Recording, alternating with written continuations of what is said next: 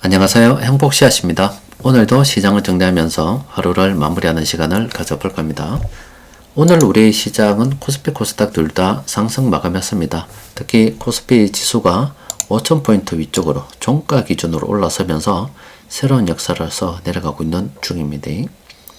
특히 지수를 갖다가 이렇게 밀어 올림에 있어서 그 매수 주체가 그 외국인하고 기관들입니다. 얘들은 단타하는 세력들이 아니기 때문에 그냥 일시적으로 올랐다 이 느낌이 아니라 추세적으로 좀 전환이 있을 수 있겠구나 이렇게 바라보는 게 좋습니다. 특히 오늘 같은 경우는 시장 수급을 들여다 봤을 때 대형주 특히 전기전자 업종 중심으로 이렇게 시가총액이 크니까 그쪽이 올랐고 지수까지 끌어올렸는데 나머지는 조금 중소형주 그동안 외국인들이 매집하던 그 조정이 좀 있었고요. 특히 자동차 대형주 쪽에서는 이 자동차 쪽으로 조정이 많았습니다. 이렇게 조정이 좀 많았던 이유는 트럼프 대통령이 돈도 이런 이야기입니다. 너가 우리하고 합의를 했고 관세에 대해서 협정을 했기 때문에 돈을 준다는 전제 조건 하에서 관세를 낮췄단 말이에요. 근데 너가 왜 국회 비준을 안 하노? 빨리 비준해서 돈도 이 이야기입니다. 돈 안 줄 것 같으면 관세 예전대로 올려라 이 이야기입니다. 그러니까 자동차 내지 기타 다른 것들 좀 다 좋지 않았던 거예요. 그래도 이 반도체가 괜찮았던 거는 저거가 필요하니까.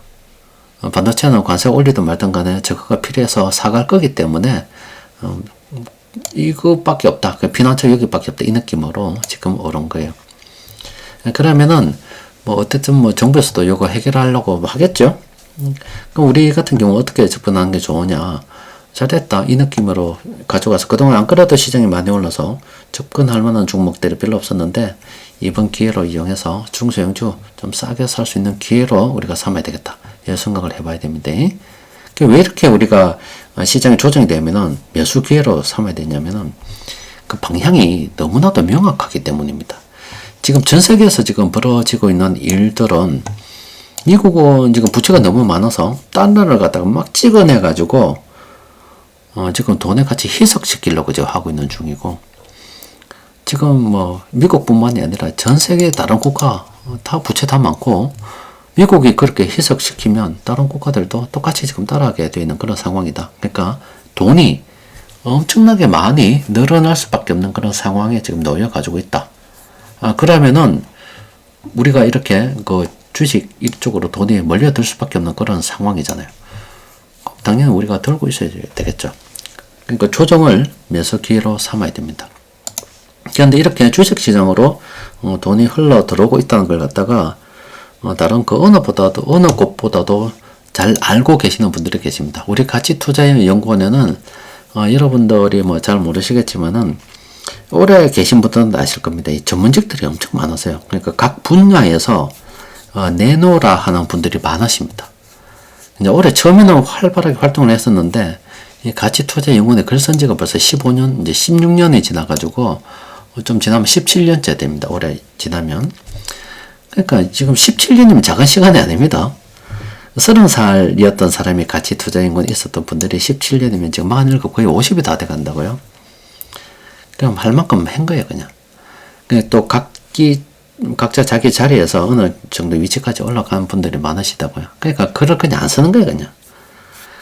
근데 가끔씩 이렇게 써주시는 분들이 계신데 가만히 읽어보면 그냥 노는 게 아니고 다 경험해서 노는 분들입니다. 지금 이걸 올려주신 분께서는 은행에 계신 분인데 이야기를 하자면은 요즘 은행에서 예금 권유를 하게 되면은 고객들이 코웃음을 친다 그럽니다. 안 하는 거지요? 또 그리고 작년부터는 이 퇴직연금 있잖아요. DB형에서 DC형으로 전환을 요청하는 개인 그리고 회사도 좀 늘어나고 있다 그럽니다. 그러니까 은행에서는 지금 굉장히 곤란하다. 예금 유치가 잘 안 되는 상황이다 이 말이에요. 그러니까 지금 은행에서도 이런 분위기입니다. 이렇게 이야기를 해주고 있는 거예요. 아마 여러분들께서도 그냥 지나가서 그렇지 아마 평소 은행 분위기에 대해서 궁금했던 것들 이렇게 댓글로 물어보면은 아마 답을 잘 해주실 겁니다. 사실 이런 게 굉장히 고급 정보가 되는 거죠. 주식시장으로 지금 이렇게 돈이 계속 무브가 되고 있다. 그러니까 우리는 이미 답이 정해져 있기 때문에 시장이 정리되면 싸게 매수하면 된다. 근데 이미 지금 많이 올랐기 때문에 별로 매수할 게 별로 없어요. 그런데 이미 우리가 답을 좀 현재 시장에서 가장 싼 거를 알고 있습니다. 그게 바로 이 코스닥입니다. 지금 코스피도 많이 올랐죠. 금도 은도 많이 올랐습니다. 그런데 유일하게 오르지 않은 게 개별 종목으로 봐서는 코스닥에서도 이미 많이 올랐지만 이 지수로 보게 되면 코스닥은 예전에 지금 3000이라는 뭐 기념비적인 어떤 기록을 세웠잖아요. 이제 1000포인트 조금 넘었기 때문에 이 3000 지금이 따라간다 그러잖아. 정부에서도 정책적으로 지원을 해준다 그러잖아요. 그러면은 가장 싼 게 코스닥이라서 이 코스닥 지수에 우리가 투자하는 방법은 괜찮다. 그러면 이 코스피에서는 어떻게 종목을 좀 찾아봐야 되겠죠? 그래서 오늘은 별로 없어요. 그나마 좀 있다 그러면은 좀 샀었는데 또 한 며칠 또 올라버렸다. 이제 네이버가 괜찮습니다. 네이버도 지금 여기 지난번에 이렇게 짧은 매매 떴죠. 이제 수익 구간으로 접어들었고요.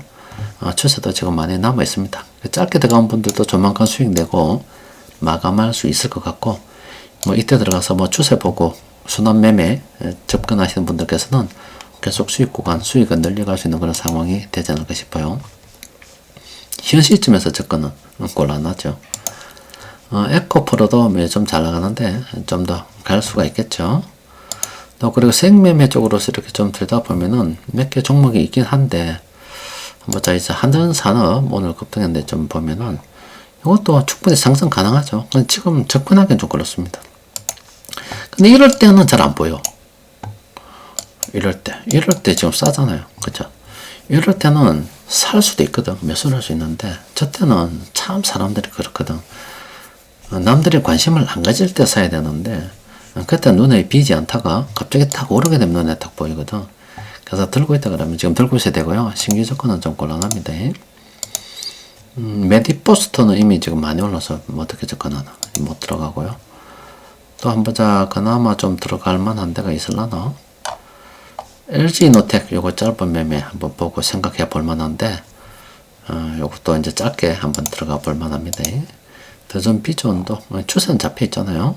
이것도 짧게 한번 봐볼 만하고, 이 종목은 뭐고, 이 종목은 그동안 지하실을 많이 팠습니다. 요때 한번 팠고 요때 팠어요. 아마 이런 종목들은 지금 재무 상태가 좀 문제일 수 있습니다. 따라서 요거 이제 관심을 가져보고 연구를 해볼 만한 그런 상황인데, 싸다. 근데 분명히 이렇게 세력들이 들어왔다가 잘 안 됐을 때는 재무적으로 무슨 문제가 있을 가능성이 크다. 그래서 재무 상태 꼭 한번 점검을 해봐야 됩니다. 그래서 재무 상태가 나쁜데도 뭐 수급이 좋아서 뭐 어떤 테마가 걸려서 올라갈 것 같다 그러면은 좀 비중을 작게 하거나 좀 고민을 좀 해봐야, 아예 접근을 안 하거나 고민을 좀 해봐야 되겠죠. 지금 관심 종목 쪽에는 별로 없고요. 지금 그럼 코스피 쪽으로 좀 있는지 좀 보자. 지금은 기업은행도 있고, 삼양의 통상이는 또 뭐고, 삼양 통상이는 요거는 관심 종목을 하나 등록합시다. 일단 괜찮네. 요거는 연구를 좀 해볼 필요가 있겠습니다. 이제 출발하잖아요. 요건 좀 괜찮고요. 또 뭐 윌비스는 좀 받고, 한진카리 괜찮나? 보자. 이건 안 된다. 한진카리는 안 되겠고요. 코스닥 쪽은 좀 있는데, KG니시스 요건 어떤 요거는 연구를 좀 해볼 필요가 있겠습니다.